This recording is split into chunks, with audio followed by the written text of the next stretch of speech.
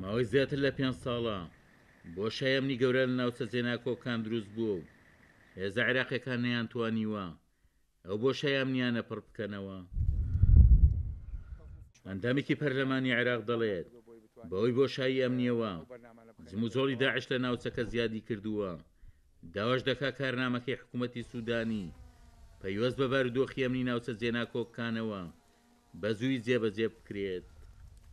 بوونیان لە حەمرین هەیە، لە قەرەچوخ هەیە، لە حەویجە و ناوچە سنوورەکان لە زۆر ناوچە ئێستا سوود لەو فەراغا بین و هەر فترەی جارێک خۆیان ڕێگە خەنەوە دێن کارێکی تروریستی ئەنجام دەکەن. ئەمە پێویستە بە جووترین کار هەم حکوومەتی هەرێمە هەم حکوومەتی بەغا هەمهەنگیی تەواو بکەن بۆ نەهێشتنی ئەو پاراستنی ئەو سنوورە سەر هەردوو لابێت و ئەو دوولیوە هاوبەشە کە دروستکەوە بە جووترین کار تەفعیل بکەوە بکێتە کار و ئەرکی پاراستنی ئەو سنوورە ئەمنیانیان پێ بەخشێت بۆ یەتر داعش نەتوانێت سوود لەو فەراغا ئەمنیانە ببینێ.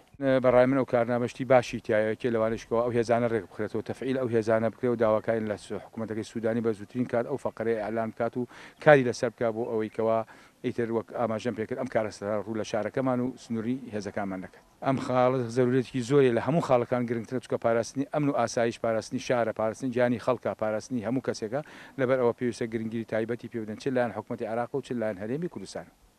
شارەزایکی بواری ئەمنی و سەربازیش دەڵێت ڕاگررتنی کاری دوولیوە هاوبەشەکە بە بۆنەی نەبوونی بودجەوە چارەسەری کێشامنیەکانی لە پارێزگای کەرکووک دواخستووە.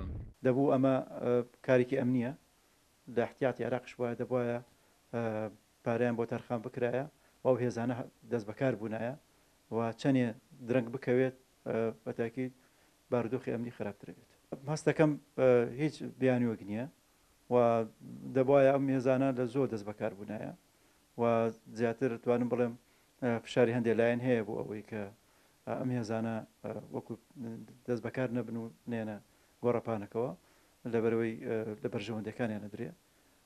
بۆیە دەبینین حکوومەتی عێراق بێ هەست بەو مەترسیانە بکات کە ئەمە ڕۆژ بە ڕۆژ ئەم تروستانی داعش سەرایەکانیان زیادەکەن و زەبری کوشندە لە هێزە ئەمنیەکانی عێراقدەن. بەپێی کارنامەی حکوومەتەکەی سوودانی پێویستە بۆ شایەمنی لە ناوچە جێناکۆکان پڕ بکرێتەوە. بەڕای چاودێران جێبەجێکردنی و بڕگەی لە کارنامەکە کاراسانی دەکات بۆ بەرتەسکردنەوەی جموجۆڵی داعش لە سنوورەکە. عومەر غەریب، کورسات نیوز، کەرکووک.